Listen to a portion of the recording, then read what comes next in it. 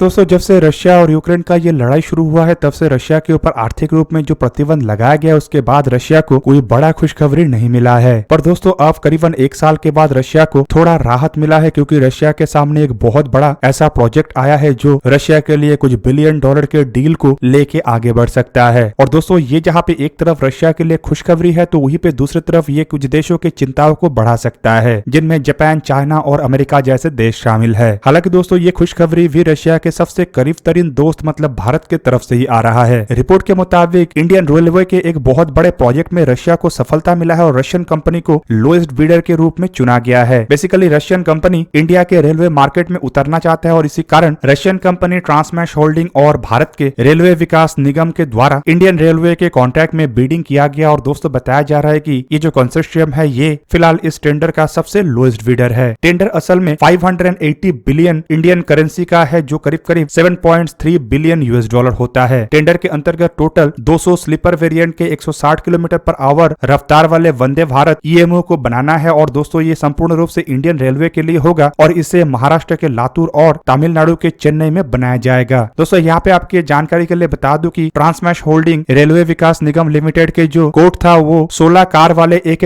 Train के लिए 1.2 billion Indian rupee का था, जबकि फ्रेंच कंपनी एल्स्ट्रॉम के तरफ से जो बिडिंग रखा गया था वो करीब करीब हर एक ट्रेन के लिए 1.6 बिलियन इंडियन रुपी का है। स्विस कंपनी स्टैटलर और भारतीय कंपनी मेधा के जो कंसोर्शियम था उसके तरफ से बिडिंग 1.7 बिलियन रुपी का रखा गया था। अब दोस्तों यहाँ पे जो दूसरा लोएस्ट बिडर है वो असल में भारत हेवी इलेक्ट्रॉनिक्स और टीटागर वैगन का जॉइंट कंसोर्शियम है, जिसका बिडिंग हर एक ट्रेन के लिए करीबन 1.4 बिलियन इंडियन रुपी का था। और तीसरा बिडर था जर्मन कंपनी सीमेन और भारतीय company Bharat art movers limited के कंसोर्शियम का, जिसके द्वारा कोट रखा गया था 1.45 बिलियन डॉलर का। मतलब दोस्तों यहाँ पे सेकंड लोएस्ट बिडर के मुकाबले में भी रशियन कंपनी और भारत के रेल विकास निगम के द्वारा रखा गया बजट काफी कम है। अब दोस्तों टेंडर प्रोसेस को अगर देखा जाए तो इसके नियम के मुताबिक माना जा रहा है कि जो लोएस्ट बिडर है मतलब रशियन कंपनी उसे 200 ट्रेनों में से 120 ट्रेनों को निर्माण करने का कॉन्ट्रैक्ट मिल सकता है। और दोस्तों ये कॉन्ट्रैक्ट करीब करीब 35 साल का होगा, जिसके अंतर्गत ट्रेन को निर्माण करने के अलावा इसके मेंटेनेंस और सर्विस का काम भी कंपनी के द्वारा किया जाएगा।